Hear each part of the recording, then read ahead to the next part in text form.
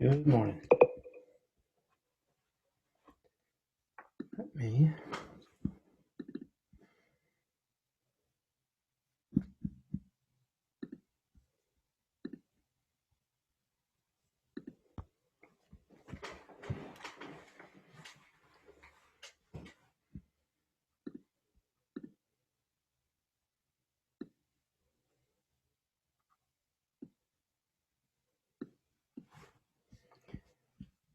All right.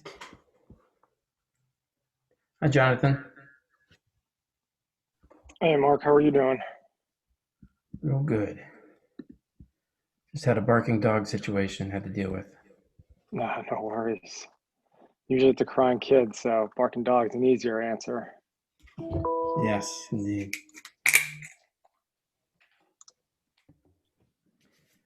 What are you seeing that's interesting in the world? A lot of interesting couple things, but the latest is PE funds starting to carve out niches for the SPACs. We've created a SPAC group. Have you really? Let's see. Yeah, one Yeah, of I'm not sold on it yet, but you can't avoid it because too many funds are now raising either dedicated SPACs or allocating pieces to them. yeah, that's true. That'd actually probably be a good 1 hour weekly session because I don't think a lot of people don't understand too. I didn't that most of them are ARB plays as well. We're going to launch a poll at 11. Maybe we'll do an early version. I think I can launch and then relaunch it. So these are the. Can you see the poll? It says poll in, yeah. You have to hit touch poll in progress. Do you see that?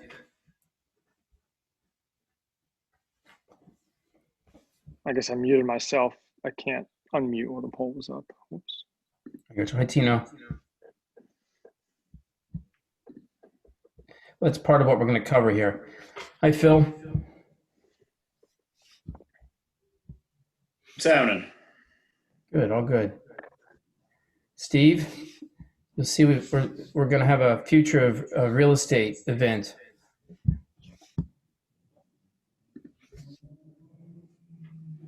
And we have Jonah joining by audio. Hey, Mark, that's great to hear about real estate. I'm sorry, I've been off the grid lately, but I'd love to catch up, and I need to get back up to speed on what's going on. You're doing it right now? I'll catch everybody up. Let's see. Sean's joining. Hi, Sean. Morning. Morning. I'll give you a call on that other subject. Okay. Bill Deutschler.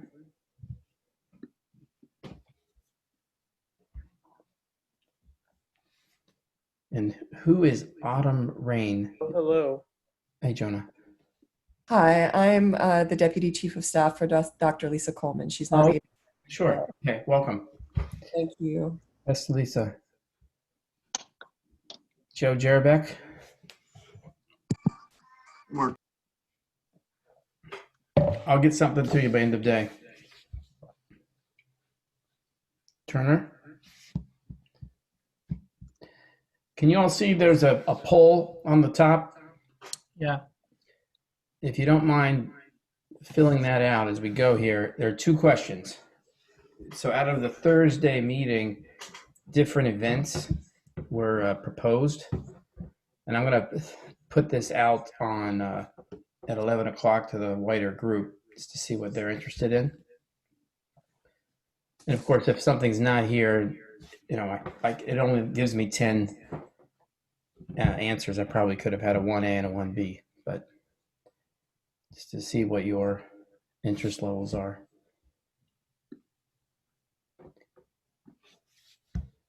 Morning, Duncan.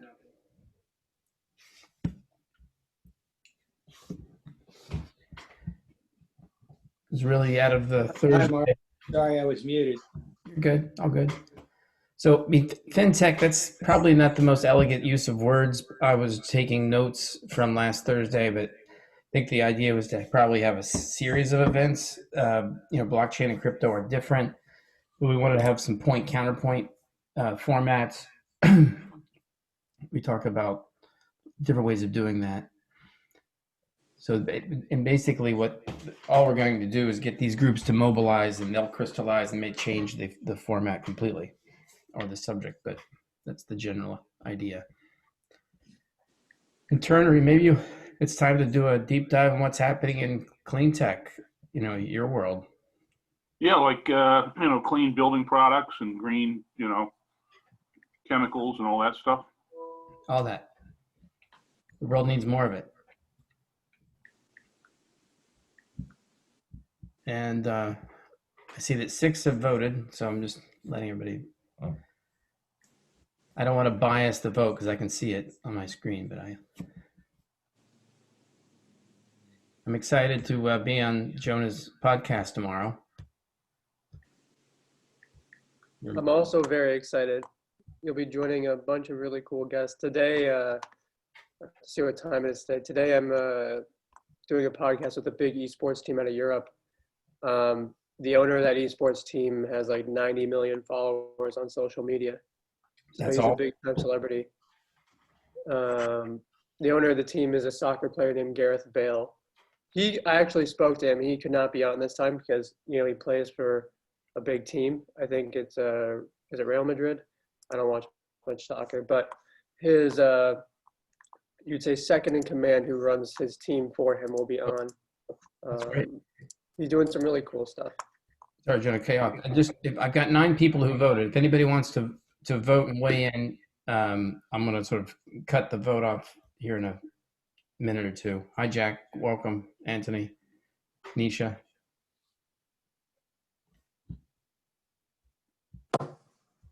Anybody want to vote who hasn't voted? I don't see the vote button, Mark. I got on late though. It says poll in progress. Maybe I'll just end it. Share results. So this shows future of real estate asset allocation seems to be the most popular. And format 60 minutes. 50-minute briefings are tough. I see that. Okay, good. So really coming out of Thursday were these events, these subjects, and what we said we were going to do is effectively support these events through we have this cadence.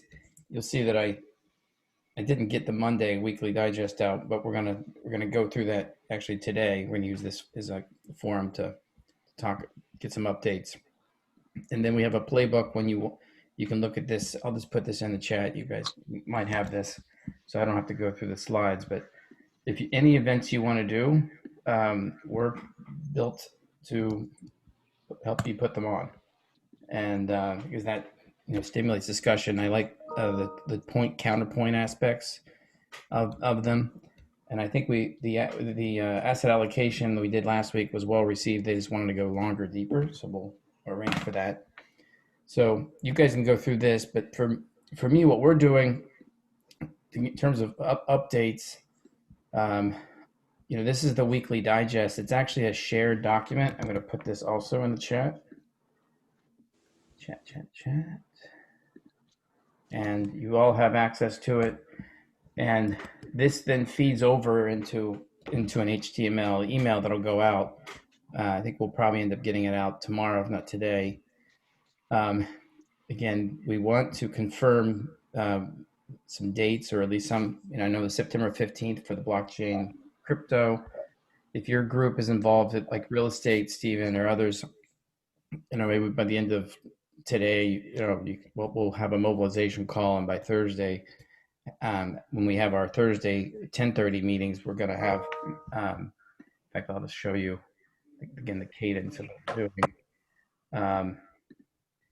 That Thursdays at 10:30 is more like a roundup and get the groups together to to reset the agenda and what they want to have for next week. And but again, let's just go through. Just quickly, new groups added into the app in LinkedIn, and all of them are here. They're on our website too. You can see by alumni and by, you can see that these are the decks for the conferences, the monthly conferences that go out, so that when we do breakouts, you can immediately see who's there, and if they have any content that worked well with the future of work. This is the app group, and this is the LinkedIn group, and it's also, everything is here, which I'll one last share for you. And again, so the new groups are Berkeley, Brown, Duke, Hofstra, Illinois, UCLA, USC, Bain, Blackstone, Deutsche, HSBC, Lehman. Someone wanted to do Kidder, Peabody. Merrill has a ton of people. Milken, World Economic Forum, and then we created one that's just for alternative fund managers. And then we have the calendar down here, which we'll update by tonight. And then if there's anybody from these groups on this call, let's just see who's on. Is anybody on from ag, food, beverage, cannabis?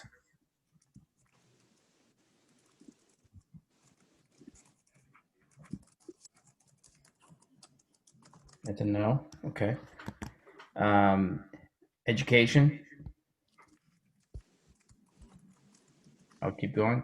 Financials, fintech. It's sort of you, Jonah, in a way, and Anthony. Can you guys? Yeah, I'm here. Can you guys Yeah. get together and really on your? I know your future real estate too, and just try to get together and feed me. You can actually edit this document too, is to say what you're looking to do. I know you overlap. I think this is going to be September 15th. Okay. Anyone? Hey. Yep. Mark, it's Duncan again. I mean, ag and food tech and cannabis. I mean, I've definitely got interest in that space and conversation. I might have missed something. What are you trying to accomplish here? Just decide which sections to highlight and use? It's two things. This is gonna be what goes out to our full network. So if you want a message to go out to the network as to either share an insight, if you post on the app, we're gonna make a link to it here in the relevant groups, and we're basically updates and insights by groups. So if you want to do something, or if you have something to share, that's where this would go. So you want to know right now if we would want to do it in one of those categories, or just in general, if you want that to be sort of an open a category that's, what are we trying to accomplish right here at this moment? I guess So you weren't on the last call, right? I guess. No, it's conflict. Yeah. Okay, no worries. So again, what I'm doing is I got a playbook for it. If you want to have an event, how to launch events with we just talked about. These were the 5 or 6, 7 events that were talked about on Thursday. Yeah. We have a playbook to help those get launched. In Okay. addition, of course, it's sharing insights 24/7. If you Yeah. have any, basically just post on the app. We will capture it and put it in here. Okay. As you post, and this is sort of some, or we do things that we highlight some past events, but we're going to keep it more update every week as things are posted or people have updates on their groups. So, if I look at who's on this call, let's see here. Maybe I'll go this way. I'll go by who's on. Phil, real quick, where do you want to be? Do you want to be Ohio? Do you want to be industrials? What's your interest? I can do Ohio, although I'm probably more anything related to private equity, Okay. cannabis.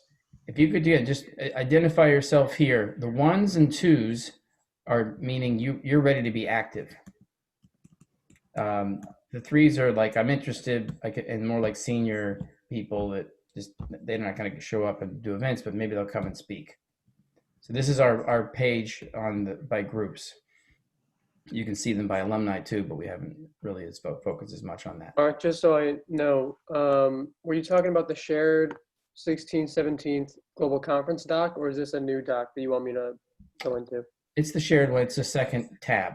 It's Okay, second tab. Gotcha. group Okay. tab by group. It seems to be easier to see it here. So Phil, we talked about. Jonah, you can guess. Duncan, we haven't done anything on credit. I'm sure that you'd be a good one for that. Yeah. Sean, I know you're going to be in the asset allocation. Tino, I assume you might be in the future of work, real estate type things, or tech. Yeah. Or both. Yeah, it's hard to know where I want to go because my company covers so many broad things. You can go as much as your time allows you. So just let us know. And then Autumn, if you're on for Lisa, we'd love to have her back on, give her perspectives on the 16th, 17th conference. And we'll need to talk with Deandra. I know that she has quite a lineup on the 16th and the 17th right now, but maybe you and I can connect about that. That would be good. Okay, great.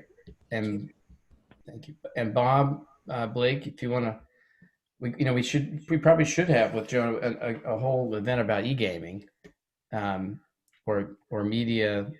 You are not in the other media one.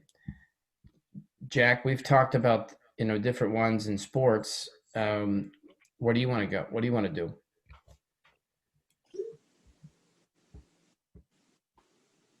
Well, this might be a curveball, no pun intended, but in thinking about subjects of interest on which I happen to be working, but that also have broader appeal, I've been digging into the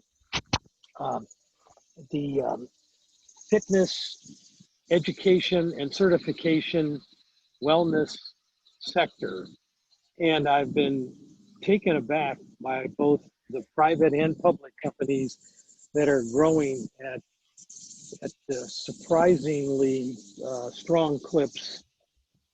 And at the same time, I've been developing thoughts about, well, what's the state of the country? We're, as a nation, we're overweight. Nobody in the current White House is urging that we take 50-mile hikes or run around the block. So we've got a wellness problem within the populace. We've got businesses that play roles in various parts of fitness, wellness, et cetera, that are growing by leaps and bounds, at least growing substantially and above market levels. And so what does this tell us? What are the implications in a societal respect as to our general health and wellness, and then separately with respect to the companies that are in that business? I've been doing a deep dive on a company called ISSI, International Sports Science Association, and it certifies more personal trainers each year than any other company in the world, 120,000 this year. And what's happening there is people are leaving their lines of work and migrating over to personal training to learn how to be a trainer. So I'll stop there, but I'm seeking to define a line of thought that fits what I've just described. Well, I have this slide up on all the groups where there's some interconnectivity with that theme. It seems like you get some impact, obviously sports, healthcare, even ag, food, and beverage. Anybody want to join Jack on that, thematic deep dive?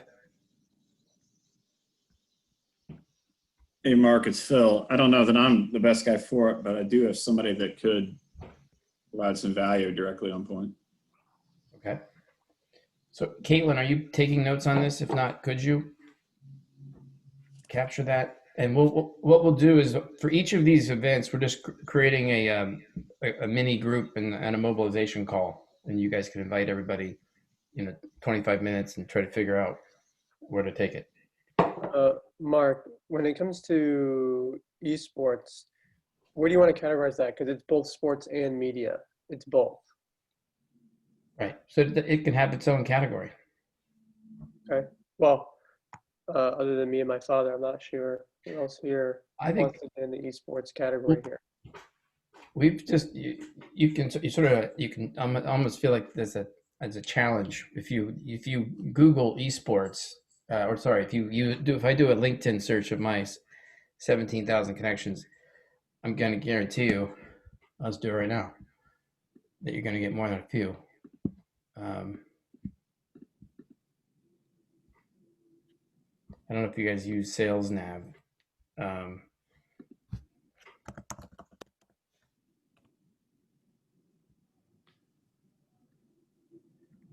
course, maybe it needs a hyphen. Of course, I'm messing. I lost that bet. You need the S on there, I think. Oh, Just so you know, it's not E-sport. I wouldn't do that. It's like typically it's capital E and then sports with an S at the end. That's how people here spell it. Why don't they have it here? Because it's very new. It's, one of the newest industries around right now. What the hell? Well, esports gave me 39. So Marco, you've seen him. Paul, he's on the sports side. So on and on. We can give you the list. There's also the guys in Philly who have the esports fund. Yeah, I've spoken to them. I'll tell you, they're definitely very busy with Nerd Street Gamers. So, and they're setting up a $10,000 or $20,000 tournament for women in gaming. So, I would guarantee you they're not going to be on any calls for the next 2 weeks because they're doing it with NBC. You guys know who Aunt Kelly Purdue is? He was the winner of the first Apprentice. It's funny. So okay, that's a good. I like that, Jack. And we'll anybody want to join Jack other than Phil on that one? And what I'll do is I'll just maybe give all the co-leaders who have identified in healthcare, sports, ag, food, beverage, impact, and maybe venture, and see what they. Anyone else here want to put on? I know that Joe Jerbeck, you were looking to do an Ohio event. We're going to talk about that today. Who else? Nisha, anything you want to? Yeah, what's going on in venture? Who else is there, if anyone? So, well, I think go back to this list. You'll see, not all these people are here. Most of them are probably over here by person. And if you just look here, go down to venture. Sure. Well, I'd be Colia Miller and Yossi Torin, who's on the call. I mean, you're going to have fintech being covered. Yeah. You got Adora, who's doing the accelerator in New York. Kathy, who works for the owner of the Manchester United. The Sheikh is putting a lot of money into venture. David is with Edison Partners. That's a little later stage. Julie's got a fund in San Francisco. There's Kolia with the Ben Nash family. Monpreet, Shmulevich doing things with deep tech. There's you, Sanjay, Sloan Gowns, sort of a super angel, and others there. I wanted to bring Christina Wu in because she's an early investor in TikTok from China to get her perspective, but I haven't heard from her yet. Anything else that what people want to see?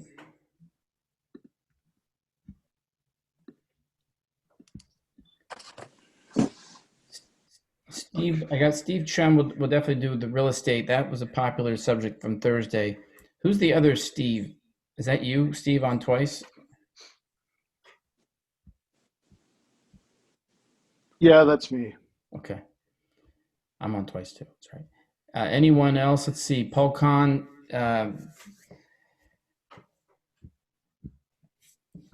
We did a secondaries event. Is it worth anything that you're seeing? I mean, someone was mentioning at the top of the hour here, or the half hour, was SPACs.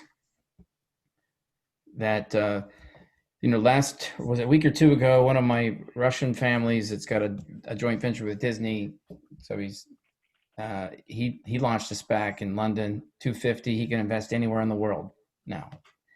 One of our groups in the cannabis world, Silver Spike, has also got one, 250.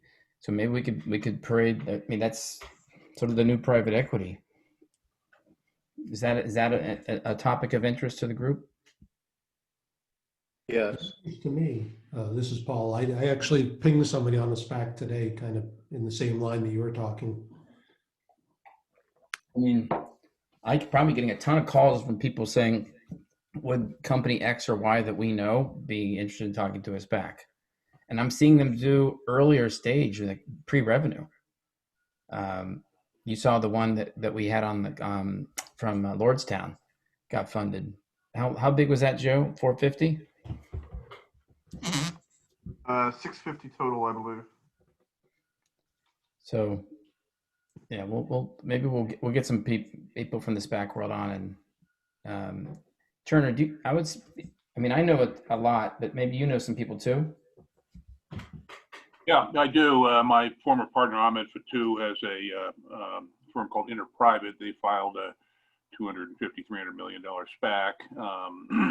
Another guy I know out of Switzerland is doing a SPAC for, plant-based protein. And I just connected with another fellow I used to know, Smith Barney, who's in the middle of a SPAC for a healthcare company. So yeah, a lot of activity there. Well, a lot of them are looking for their deals, so maybe they'll be interested to come and join and talk about kind of deal activity we can throw them. Yeah. Yeah, and in one of those cases, I've been offered up some of the sponsor economics if I can gin up a deal, Okay, don't forget your friends. Yeah. Anyone else? Quick question on SPACs. Are they coming out of London or New York mostly? I'm not sure on this. Where are we seeing most of them being formed? Well, New York. Both, Okay. But if anybody's got any stats on it, I think someone on my team, because we looked at it in the media context, Ryan, fine, I don't think Ryan's on. Ryan's done some research. So maybe we'll do is, maybe Caitlin, let's put some research up in the weekly digest on SPACs, and then make that an event. Sort of calling all SPACs to come into our platform for an event. Anything else?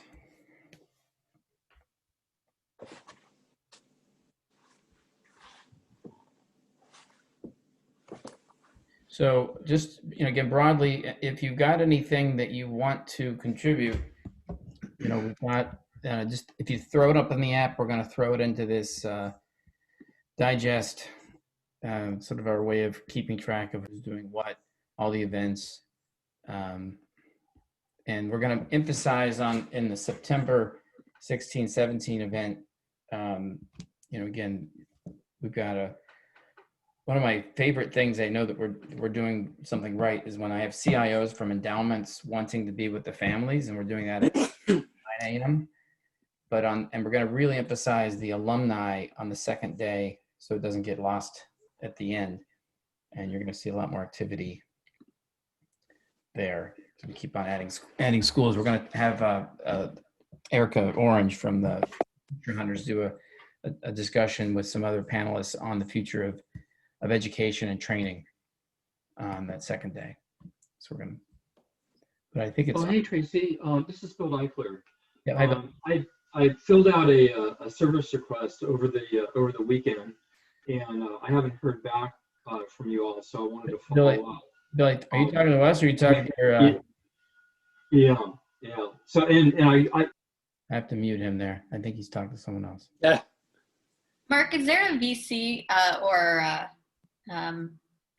panel around fund allocations for the September 16th conference? There is and again, you'd see, it's a breakout by these groups here. I see. And we are gonna, one other emphasis we've been putting on is fund of funds. We're gonna have a lot of people from the allocating side at the 9 to 11. And then we I don't know if Richard DeVilliers is on, but we've got a couple speakers that might be proposed, the CIO of UBS, as well as ARS. So different macro views and, sort of a diverse panel. And then we break out by interest, including venture. And yes, you want to meet allocators, but part of it is sort of, you don't have a long discussion, but we're going to try to, if you want to have something to present, that's where, when you come to this shared sheet by group, and you can see it on the website, if you click on VC, this takes you to the breakout decks where you can throw up your slides. Okay, great, excellent. I think I have some stuff to contribute to this section. And basically, the cadence is, I think it's 11 o'clock, is that we're going to do every Thursday, so the sort of Tuesdays and Thursdays, 10:30, where we get together and have a chance to, coordinate on events that we want to see. And then we definitely could do a venture, broader venture event than FinTech.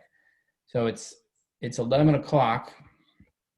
What I wanted to do, yep, someone have a question? So what I wanted to do is, if I go back to the agenda, is, and a lot of people are on vacation, including Joe this week, is go through, I guess I basically did a poll. So I want to just, a lot of the people on this call have already heard it, but I'll do a quick one. Just about the events that are coming up. We have this group of events that were proposed from the group on Thursday. Just earlier today, we're adding SPACs. Basically, all these SPACs that have launched, some of whom we're close to, some of whom we're not. They want deals, and so we've got a lot of people that have deals. So we'll sort of parade them in. I know that Silver Spike. I don't know. Is anyone from Silver Spike on? I don't see them. Bill Healy and his team, they've done one and they plan others. So we're going to do one on SPACs. I'm going to do a quick poll if you've done this, some people, maybe we'll do this. I see more people coming in. So we'll that's the sort of event side of things. The other bit, just to, if you just joined, is we're having this cadence, we're having this digest, and Tuesdays and Thursdays we get together. Next week will be a little off because of the holiday, but it's great seeing not only events happen, we are seeing deals happen, sort of organically in the network, which is great. And if you have a deal, we can try to be helpful officially on onboarding it. We can talk about that separately.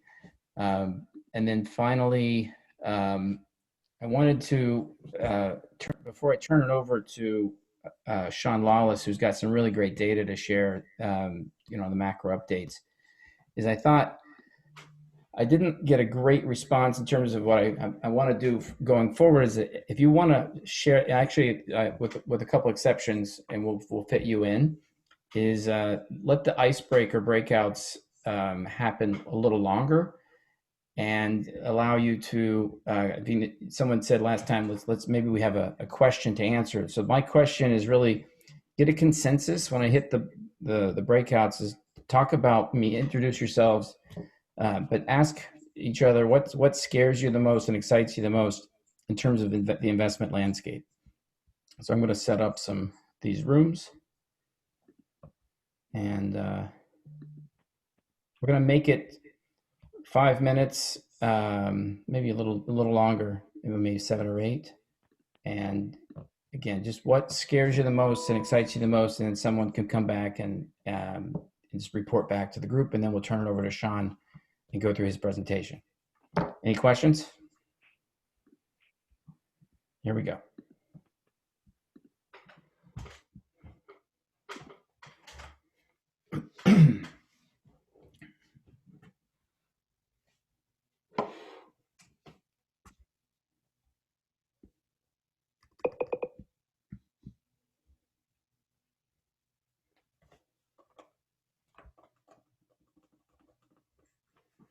Hey, Jim.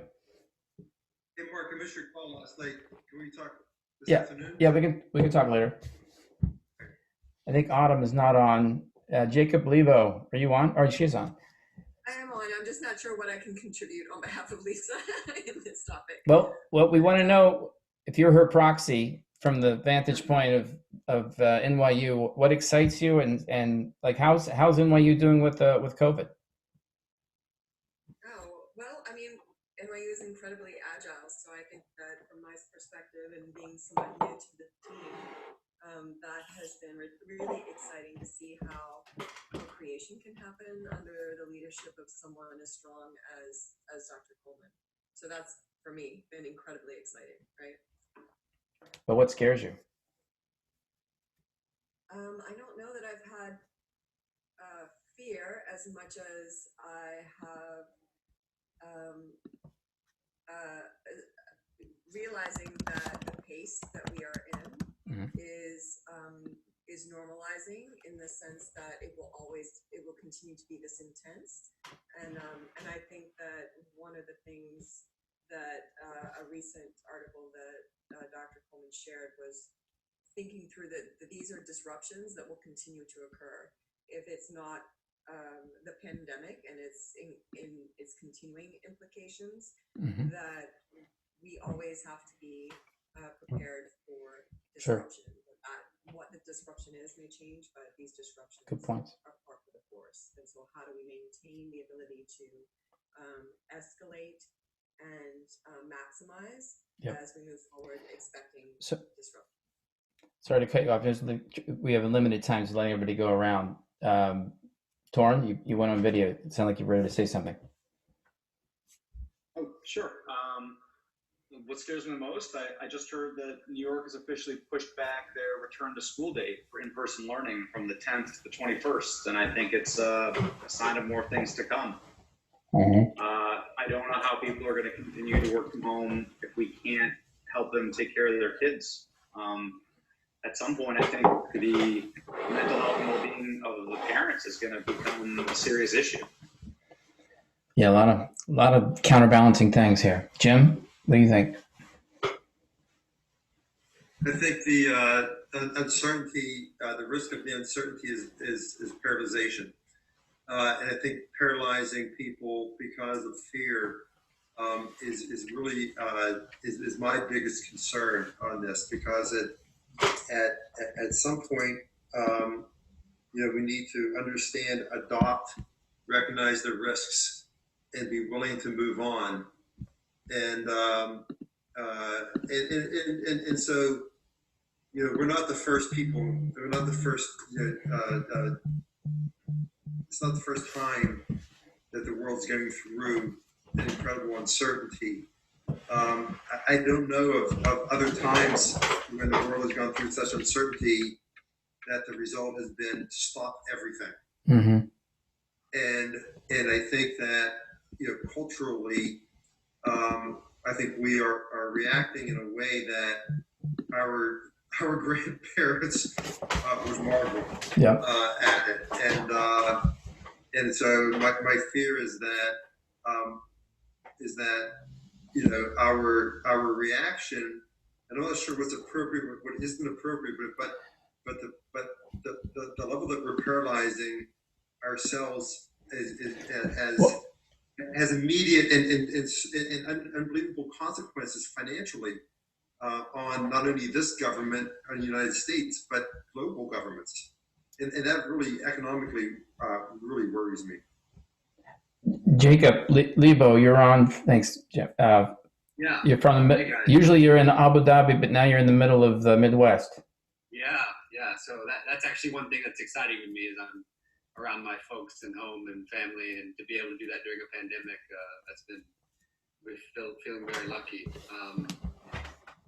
Some of the things that scare me, obviously some industry specific stuff, have some interest in travel technology, and obviously with limited travel, no business travel, the prospects of that, the company is looking very, very dire right now.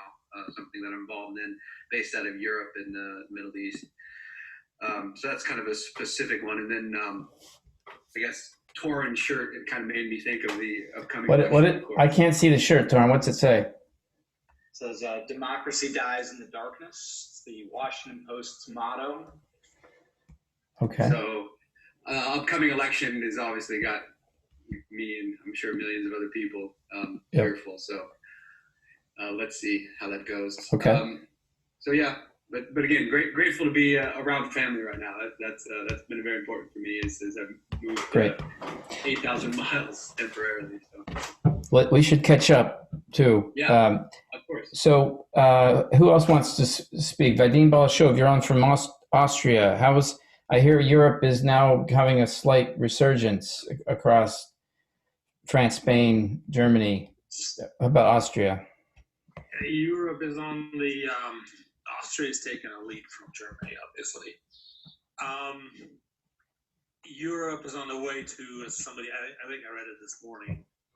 You know, the disease is with us. It's completely uncertain. You know, we got to start doing something. We got to start living. That's the mood here. What scares me most is the glut of tech IPOs, right? The perceived IPO. Why does that scare you? Tech valuation. Okay. Well, if most of the IPOs don't perform, if some of them or most of them end in a disaster like a WeWork, or end it in a drops in values soon after the IPO, then that will close the IPO window for years to come, and the entire will have a ripple effect throughout the entire. Let me ask another person who we were probably in a room with 15, 20 years ago, Dmitry Alimov. We're just going around saying what scares and excites us. Dima, you on? Yeah, I am on. I wasn't really intensive to speak, but thanks for the cold call. We're interactive. Well, look, I mean, we're just as excited about the technology sector as we were years ago. It continues to deliver on many levels and basically taking over more and more of the economy. So that's a lot to be excited about. In terms of what scares me, how wide should I go on this one? I mean, obviously, massive market correction would be unpleasant. It would distract from a lot of productive activity, at least in our sector. So I wouldn't wish for that, although sometimes it's a time of opportunity as well, but at the cost. And of course, political instability in the U.S. Would be a scary one as well. Fair enough. Who else wants to speak, and who wants to speak for the group?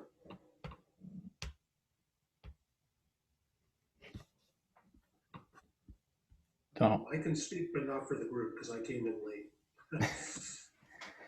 Okay, I guess you and Jerry. Maybe I'm going to leave and go back, and then in like 2 minutes we'll wrap this up, and somebody can speak.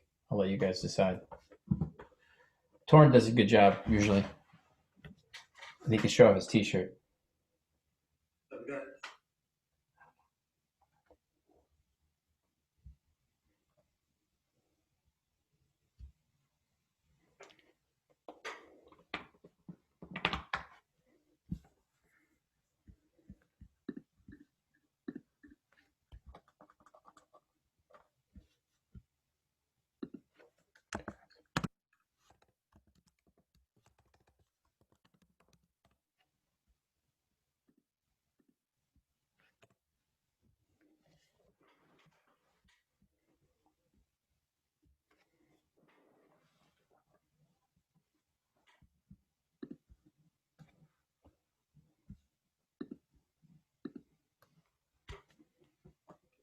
Obviously surpassing pre-COVID levels, and I'm concerned that we could see a meaningful decline when the September numbers come out in 2 weeks, which could then lead to somewhat of a downward spiral in markets. Thanks, Jonathan. Yvonne. MJ must be the moderator. Richard, we have to talk. Keep going. 1 minute though, guys. Hi, Peter.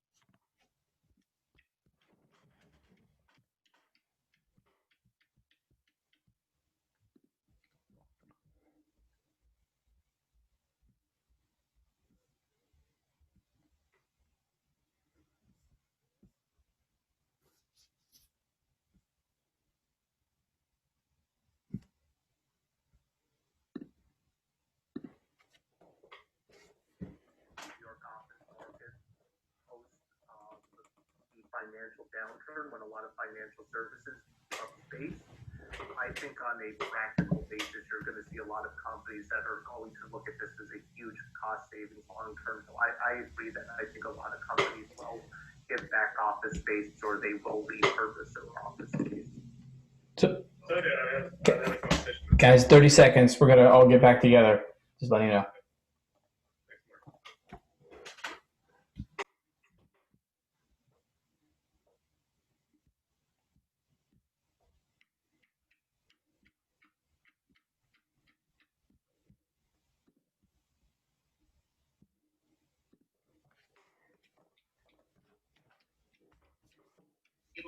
Software companies, portfolio constructed, active management, etc. So if you'd like to speak about that, feel free to reach out.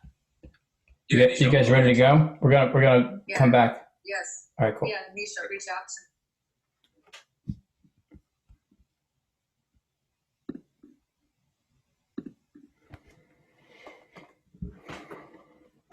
20 PE, and now it's I think like mid 50s or 60 PEs. No news, in 6 months. Just I guess a lot more people are buying spandex and Hey, Darren. Yoga pants. So, anyways, I'll stop talking. We're gonna call everyone back together. Who's gonna speak for you guys? Bill, you want to do that, or sure? Twist your arm. Okay.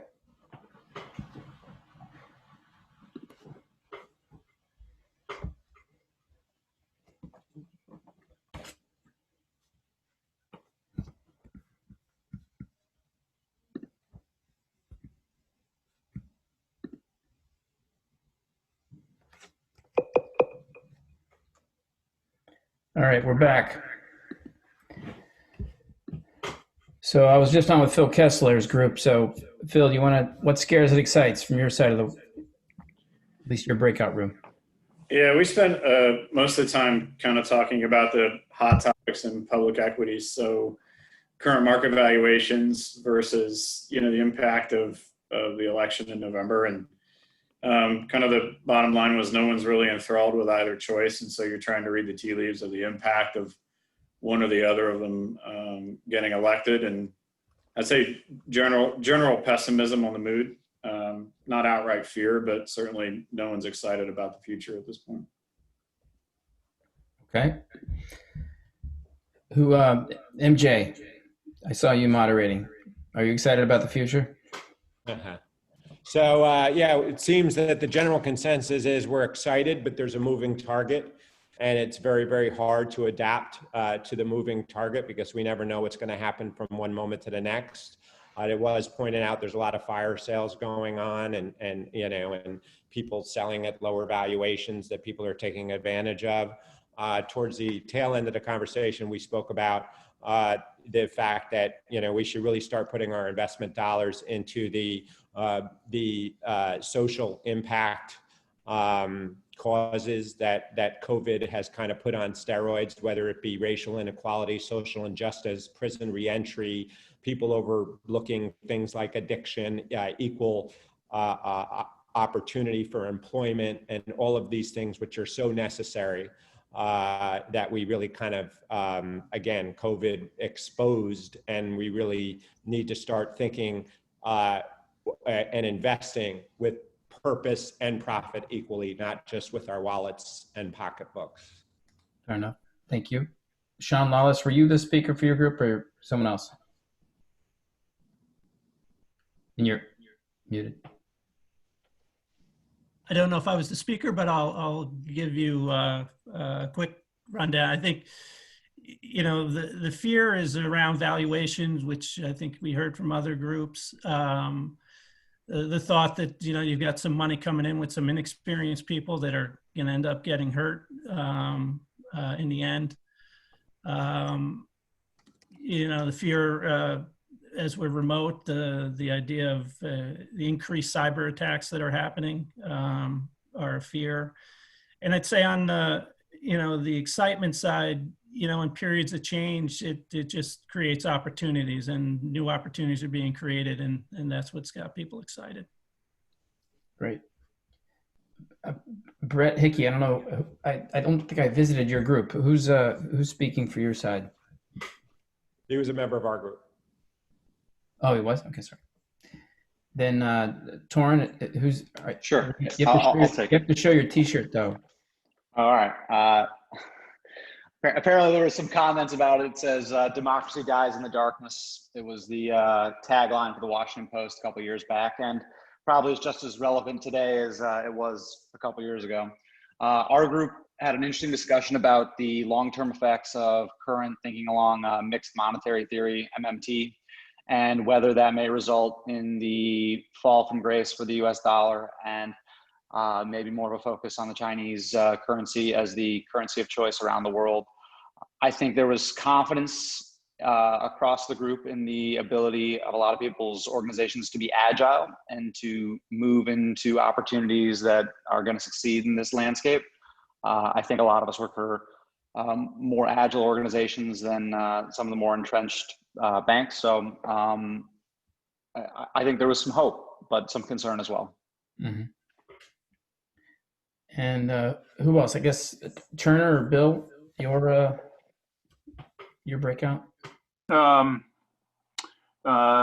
we talked a little bit about kind of the private equity deal making environment, given the COVID situation and whatnot, and concluding that that things are starting to return somewhat to normal, but also related to our own experience with the project out in Nebraska, where we had to do virtually 3 months of diligence by drones and Zoom meetings, and it wasn't until we got under definitive LOI that we made the 12-hour drive to do the on-site. But so there are obviously continuing challenges to really do the type of due diligence you want to do in these things. And then we spent Azel Rosenwald, if I pronounced his name correctly, gave us a brief rundown of some very interesting stuff, very high growth situations coming out of Israel, and including an interesting wireless telecom play we looked at last year, and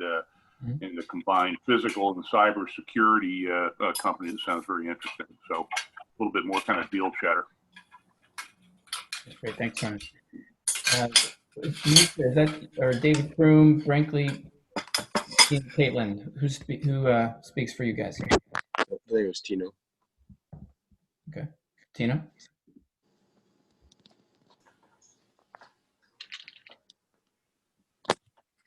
Or David Nisha, or here he is. Okay, Tino, go. Yeah, sorry about that. Yeah, there was a concern about valuations and the state of flux in current assets, and the way the current assets are trading. Either, for example, used cars was brought up as an example, and the seemingly lack of inventory and how that's going to turn out in terms of pricing and also inventory. And then the opportunities, there seemed to be I was a little bit overly focused on what's facing my company, but there seems to be a lot of hope on balance in the future, tempered with uncertainty, of course. That's great. Did everybody get to speak? Because otherwise, I'm going to we sort of going from the micro to the macro. Sean, should I? I'll pull up your slides. Yeah. Or do you want to present? Your partner in crime. So stepping in for Stephen Burke, Sean Lawless. Yeah. Good morning. Do you want to present, Sean? It's only 3 slides, so I'd fine having you drive them. Bastardized on my Google, but go ahead. Yeah, I thought I would just touch on sort of this market recovery. We just went through a recession that wasn't your typical recession, right? It was an engineered shutdown of the economy. And as we're coming out of it, I would argue this hasn't been your typical recovery. While the market's rebounded, after that big drop, 34% drop, and we're now above the previous highs, it hasn't been recovery or, the tide that's lifted all boats. A typical recovery is broad-based, and it's typically led by the economically sensitive sectors of the market. And you can see in this run up, it's hard to see on the chart, but it's really been growth stocks that have led, and your value or your cyclical economically sensitive stocks that have underperformed. And in this move, we've only have today about 40% of the stocks, positive year to date. And just to kind of give you a comparison, that's roughly half as many that were positive at this point in the 2009 recovery. So it hasn't been broad-based. The median stock is still 22% off its high. And that unevenness, I would argue is due to, the uncertainty that still remains around the pandemic.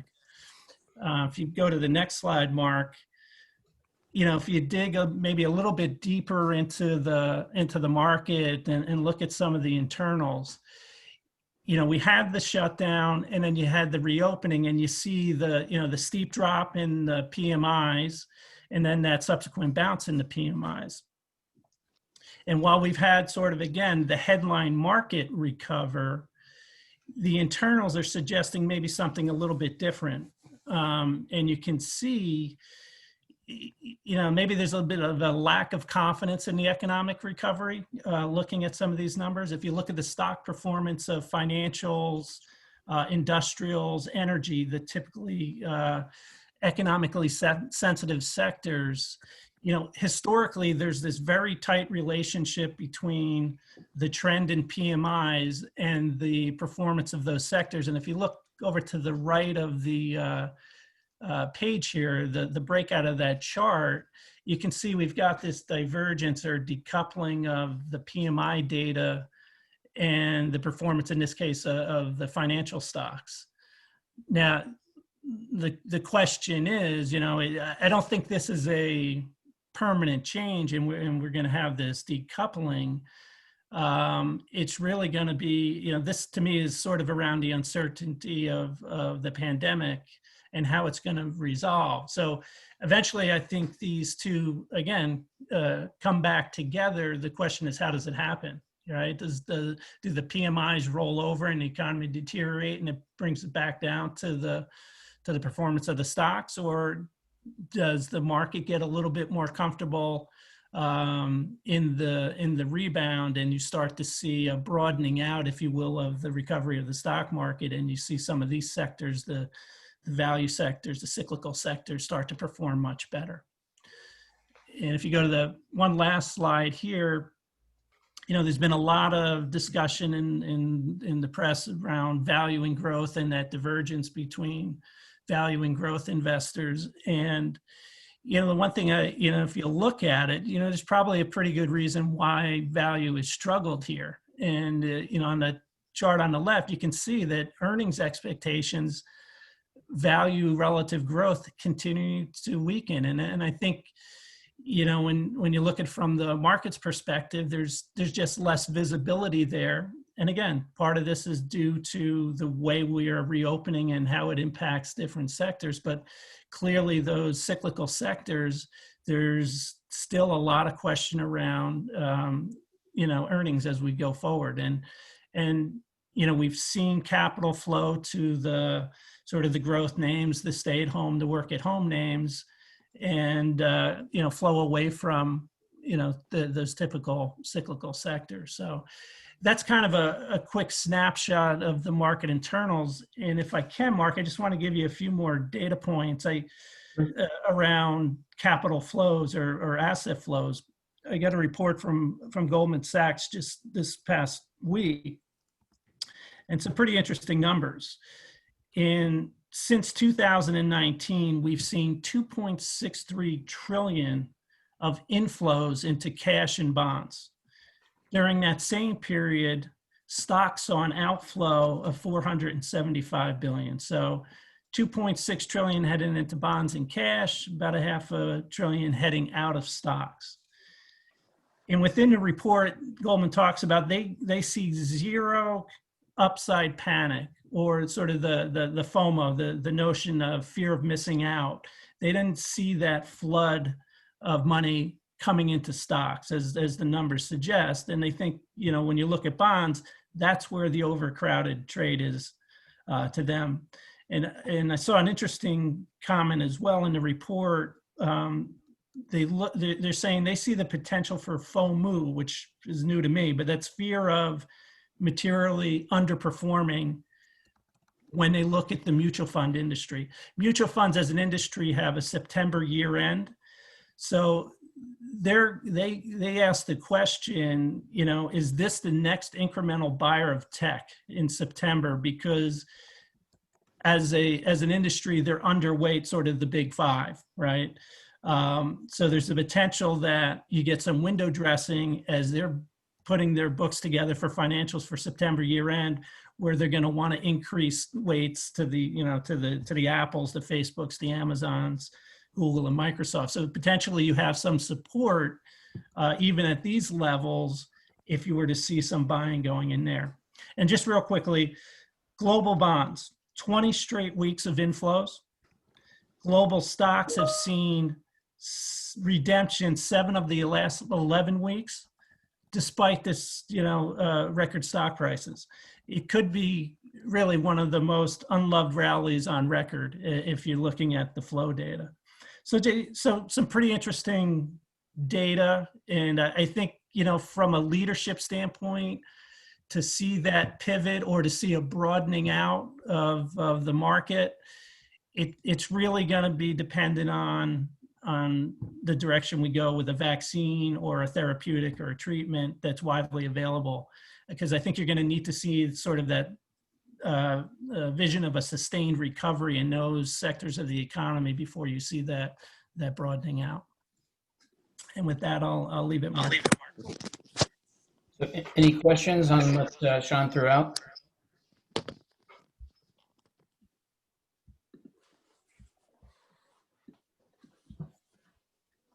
No questions.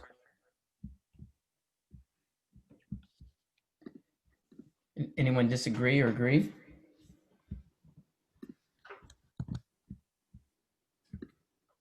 It's not like this crowd. Well, I'll throw out a question just for the sake of throwing out a question. So, any consideration to the level of the amount of the impact of credit risk on these numbers? So it's to say, if we see a larger wave of defaults outside of, say, retail or restaurants, which is where we're already seeing them, you know, any consideration as to, you know, what these returns would do, or what sectors are especially vulnerable, or places that people would have greater fear and likely flee? Well,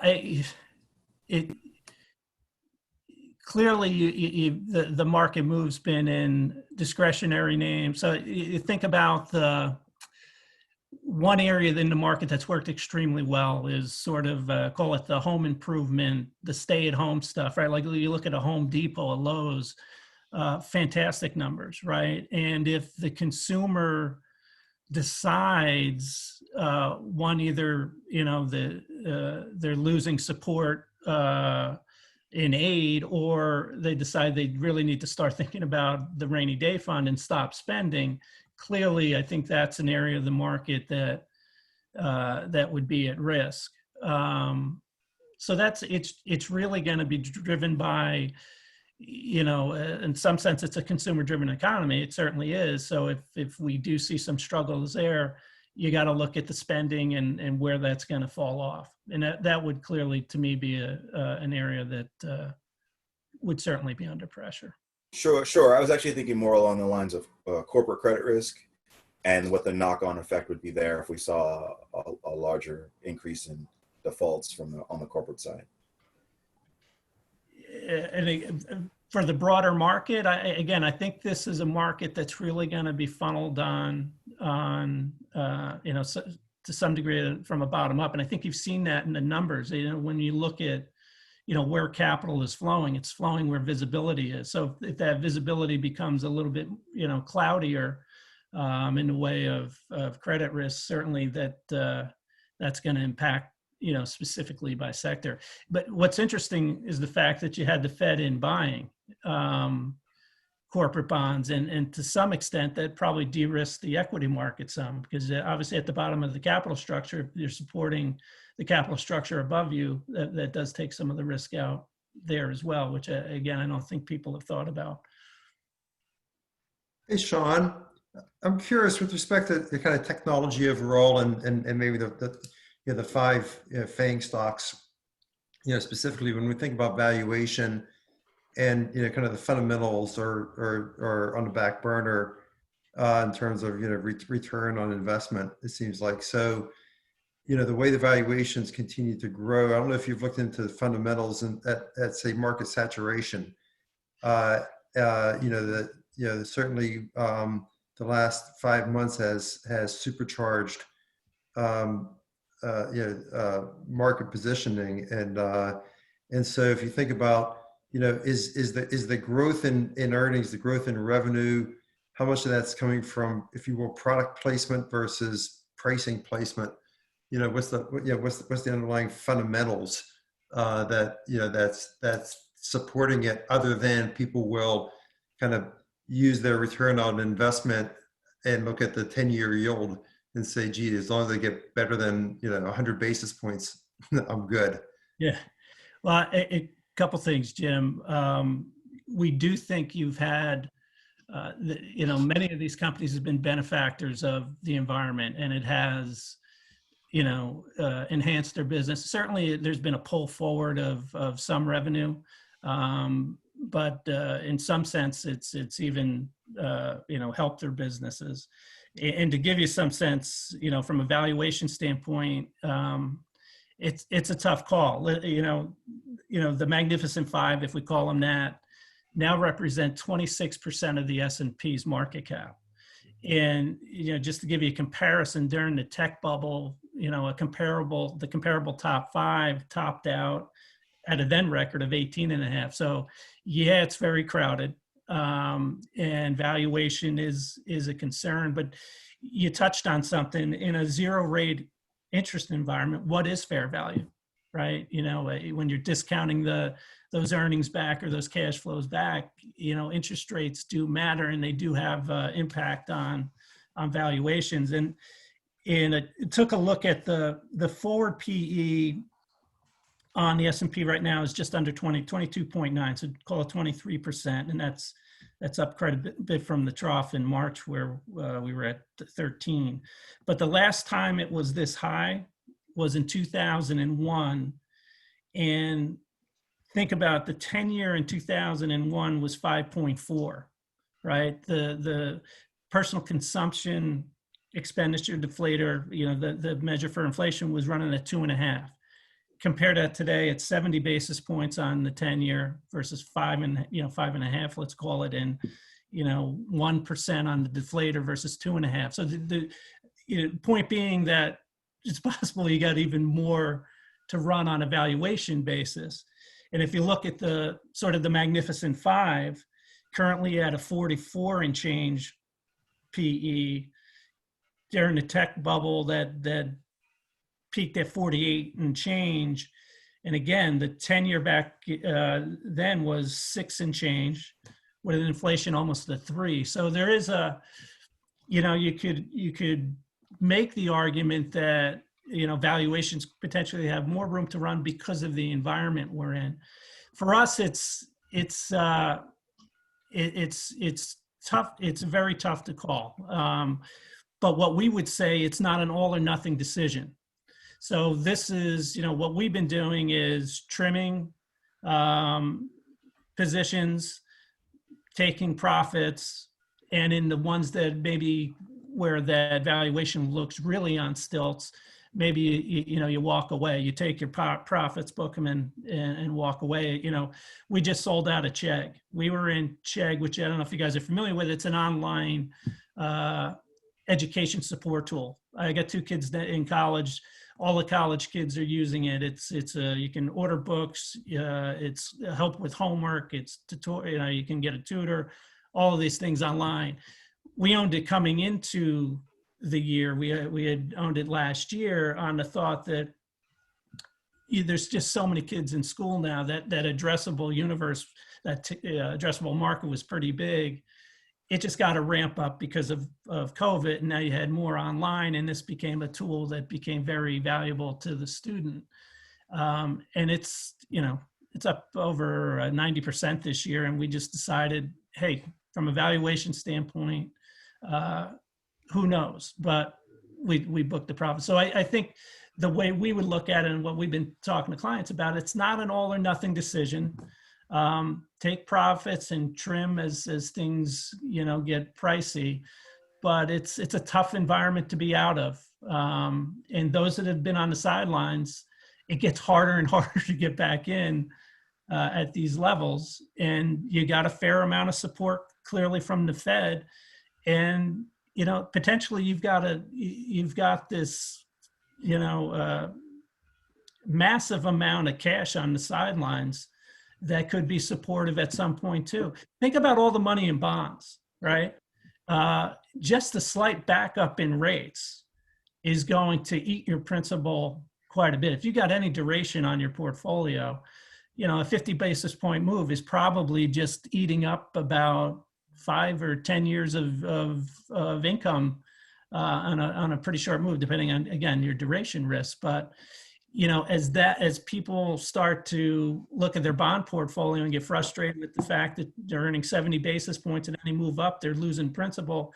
Again, you could see this allocation shift. There was an article in Barron's today, talking about the fact that you've had this. The great thing about you is you got lots of data and arguments, but I want to have keep Sure. going back and forth, which takes me to this poll. If everybody could, one of the things that came out of the last Thursday, we do these Tuesday, Thursday co-leader meetings. If you want to be active in a group, just come to this Zoom on Tuesdays, Thursdays, 10:30.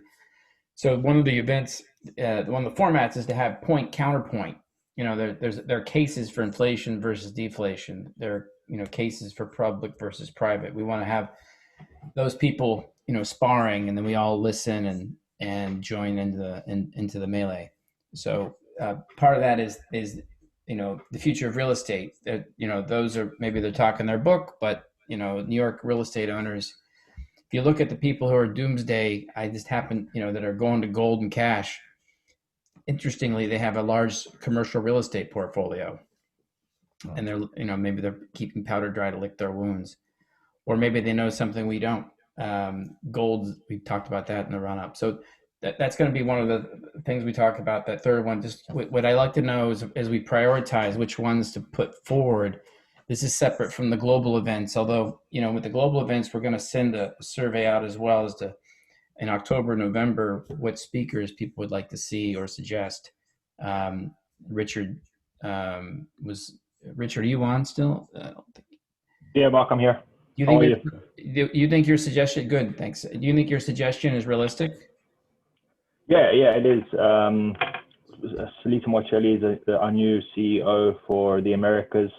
And I know that her and I work together at JP Morgan. So, I can pose 15 to 30 minutes of her time to discuss how we look at asset allocation globally and where the trends are for international investors looking to optimize opportunities in the US coming out of COVID. Good. Well, just it's an example where if it works September or October, or a separate event, we're going to definitely have a deeper dive on the asset allocation. So I see 20 out of, I'll show the results here. Anybody who has not voted? Then I will. I haven't voted. Where do you vote? My man. So you just, there's a poll. You just flashed on your screen. May not show for your iPad. But in the interest of time, we got most people voted. I'm gonna end it. You can see it. So looks like FinTech, the deal showcase, that's interesting. Because we don't really pitch unless we really tell you we're gonna pitch. So we can do that. Real estate, not as many as I thought. The asset allocation, and you got sports, Asia impact cannabis, not as much. 60 minutes seems to be the preferred time by far, and 30s. Okay, good. Anything else we want to talk about before we break? Sounds like the mood is a little, as I think I heard someone in the other group breakout, that like this intensity is going to be maintained. It's like this, and then someone in that same group, I think it was Torrin, was like, the New York schools start date has been moved back, and that's not a good sign. It's not a good sign that you're talking about mental health of all the parents and how you're going to take care of the kids and the productivity levels. But anyone else? Just letting you know, I sent you that data you asked for on gaming stuff in email yesterday. Do you want to share that with anyone? I mean, if people want to hear, sure. I don't want to take up everyone's time. I know around lunchtime everyone wants to eat. Well, what I want you to do is post it on the app. I can absolutely do that. It's not a problem. I just remember last week you guys wanted to have the debate as to the issues with gaming, whether there's gaming addiction versus gaming as a benefit to health. I'll just tell you the gist because I'm not going to read all the reports. I can send them and put them in the app. But the gist is, yes, there's gaming addiction like anything else. But what tends to be is the people who get addicted to gaming are the same people who have a gambling addiction. And so causation doesn't exactly mean correlation. So gaming may not be the cause, but it may be a deeper psychological issue with addiction. Which is certainly a problem, regardless. Pause for a second because I'm looking at MJ. MJ's got an app that's really helping people with addictions of a sort. So you guys should maybe compare notes. Yeah, well, gaming addiction is new, and I guess good for business, not very good for the person. And that tends to be the case in gambling as well. I'll tell you the benefits, which are actually very large. One of which I find very interesting, many ways patriotic, is they're finding that games can help veterans in several ways, people who come back from war. First, as a hobby, because they've done studies where they found veterans who come back and can afford and can play video games find that they're more relaxed because they're out of their out of body experience. But the more interesting note about veterans is that there are some scientists and programmers that are working on making games that work as actual medications for veterans. So in this way, they're using VR and gaming to relive the veteran's experience. So someone who has PTSD and can't, I don't have PTSD, so I can't speak to what the conditions are. But when you have PTSD, you have relived these sort of nightmares, these things that cause the PTSD, of course, from the awful issues of war. These games will allow these veterans to relive those experiences, those nightmares, with a therapist by their side to work through those issues. So they're actually using gaming as a therapy. Jonah, just pause. Other thoughts? I know MJ does have some insight on this, maybe. Yeah. Hey, Mark, it's Rob. I got in a little later. Did you guys talk at all about the fact that they did play a college football game? I think that was very symbolic, and there seems to be camps of, hey, let's do things virtual, but there are camps of doing things live, which kind of affects what happened this past week with the professional sports boycott and then them coming back. I think that touches even some of the Hollywood stuff as well. I didn't see that. Who played who? It was like a Division II or Division III game last week, and I think a lot of the major conferences, some have said they've canceled college football, and some are still moving forward as is. I think the ACC and the SEC is still going forward, but it just seems to be kind of, you have some conflicting mandates, but it's interesting tension. Yeah, no, it's a lot of counterbalancing. One thing I'd say, MJ, just to segue to you, is my daughter's involved with something that Kevin Love, I don't know if I told you about this. Kevin Love had a mental breakdown, and he was on a Zoom with her as they're creating a program for her to be an ambassador to basically help kids know, and particularly in this online time, that a lot of people are going through tumultuous, internal issues that they're not expressing. So I think that there's that. But maybe MJ, segue to you. Well, yeah, no, thank you. First of all, Jonah, thanks so much for hitting on that. Nir Eyal wrote a book called Hooked, which I'm sure you're familiar with. We can use gamification to either hurt us or help us. And I think what we need to do is we need to start learning, to your credit, what you were just speaking about with regard to PTSD. And we need to start looking into throwing everything we got into mental health. And, gamification is something that is so common, right? And if we can take that and turn it to good as opposed to destructive, I think we can do great things with it. Yes, the mental health challenges that we have within the addiction community, the one thing that we tell people not to do is self-isolate, and here we are. So we have to, in my opinion, throw everything we have into mental health right now, because we have a moving target. So I can come up with a business plan around anything that I see that's not going to move. But the MJ, goal keeps you're not on our app. What's wrong here? I am on the app. I am on the app. I don't see you. I don't know. I am. I'll go back in. No, I definitely am. But Yeah, I'll start conversing more. But but I think we have to throw everything we got into mental health, because what we have is a moving goalpost. And Mark, what you're talking about with regard to Kevin Love, the same thing with Bruce Heron and all these ex-players that have run into challenges. Everybody's been affected in some way, shape, or form by alcoholism or addiction. And then the greater scope of mental health, I think we're going to need to throw everything we have into mental health right now. Yeah. Well, I know there's a lot of things, even in esports, that we're doing for health. Let's hit. I don't want to, just to keep it moving. MJ, you may want to put a link to your app so that people know about it.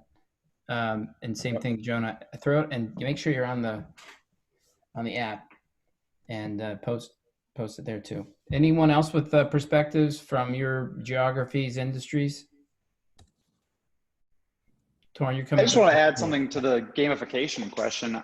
I think the whole point of the gamification presence is it's supposed to short circuit the brain's concept of like a limiting factor. I mean, we can gamify everything and we can trick the brain into wanting to do things over and over and over again with gamification. I think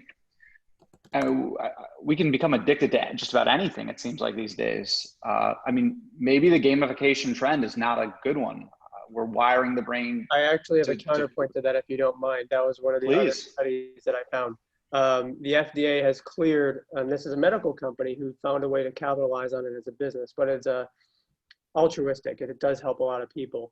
They're finding that if you make certain games that deal with certain rhythms and patterns in the brain, this game that they would actually give to kids as a form of medication can reverse some of the issues that a lot of these kids have with ADD. So the very thing that people claim that video games cause, which I would argue actually social media causes it more than video games, because video games actually take more attention to focus on than social media, can actually be used, as MJ said, to reverse this very same effects they're claiming is causing it. And this was approved by the FDA, so it's a very serious drug. And I'll put the link in the app. But they're really moving fast on it. Interesting. This is Yvonne Berry. Yvonne. I think we could jump around and make anything healthy. Alcohol is healthy, marijuana is healthy. If the way you position it, it could be healthy. I personally have seen very destructive behavior from video games. I think there's a lot of imprinting going on there. And maybe it's the same kind of imprinting that we have with cartoons years ago when they would have subliminal messages. Now, I think all I'm trying to say here is I think there is a lot of good things about gaming, but I think we need to have some kind of disclaimers in these games when they're using subliminal messaging, certain music, certain kind of hypnotic behaviors that are imprinting the children. And that will help define when the game is a healthy game and when it's not. Well, in that case, you could argue all of Hollywood needs that then, because it exists in every media, from Cardi B's recent song, which I won't mention the name of that song, all the way to your favorite movie like Fast and Furious. Every single piece of media has done that since the very founding of media. So that would be a much larger discussion beyond just gaming. Well, okay, and I'll not to over debate it, but the last thing I'll say, it's different when you watch a film, you see it once and then it's gone. And so whatever imprinting that's going on during that time is moved on, potentially, depending on how good that is. Unless But you're we're binging. What?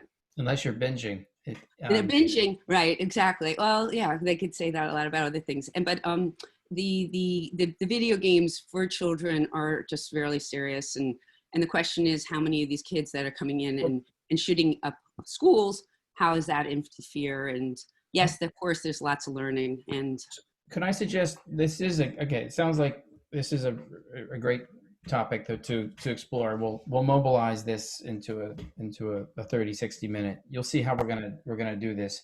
One thing, just real quick, what we did with is we've created a playbook.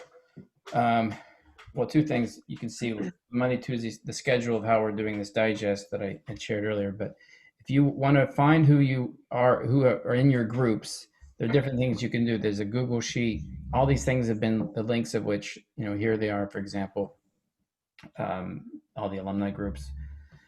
But the other side of the coin is, how do you execute? So, and how we can support you. So we're setting up a lot of mobilization calls so that those people, let's say it's e-gaming or it's gaming in general.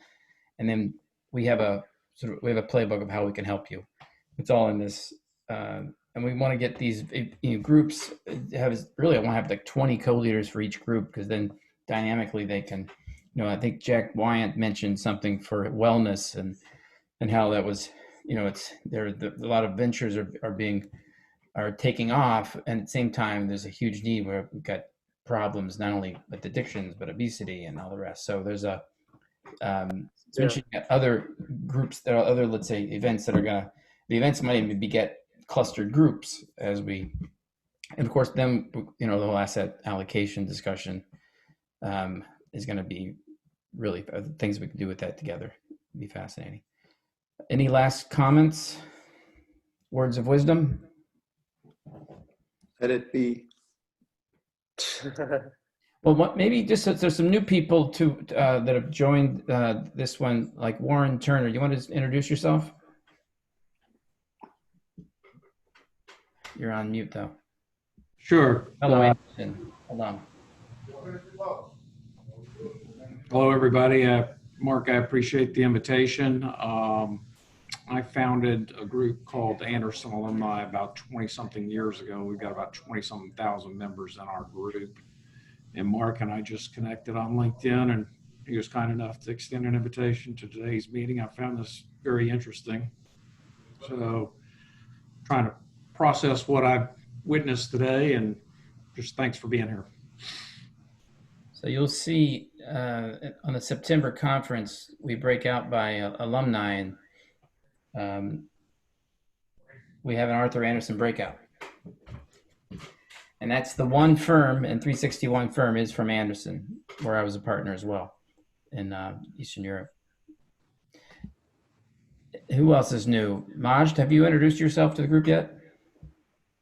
I have not. Thanks, Mark. Hi, guys. Bej Maksad. I'm the co-founder and CEO of a consumer fintech called Status Money. We're effectively a social platform where people can crowdsource financial advice and kind of create financial wellness together. Pleasure to be here. This is a great conversation. So you should be in that fintech breakout and the fintech deep dive we're going to do. Yes, I would love that. Who else is new? Darren Wallace. Thanks, Mark. Hi, everyone. My name's Darren Wallace. I run an investment firm down in the suburbs of Philadelphia that focused on small and mid-cap public equities, looking to take a concentrated position in the public float and influence on a constructive basis with management teams and boards to bring price and value together. thanks very much for including me, Mark. And while we haven't diligenced it yet, it has a fairly compelling track record, but caveat aside. Thank you. And Zach Nasser, actually, you have a new initiative. Do you want to discuss it, or you want to do that next week? We could do it next time because I have to jump to a meeting. But I'll just briefly say we have a bunch of stuff planned for impact and philanthropy groups, you could say, and they link up to everyone else because we'll hopefully be engaging the different foundations everyone's involved in. And it'll be gamified in a way, like the gamifications mentioned earlier. So get excited. Great. I met Zach in Dubai when he was with EMAR doing corporate venture. Anyone else new that hasn't had a chance to introduce themselves? Oops.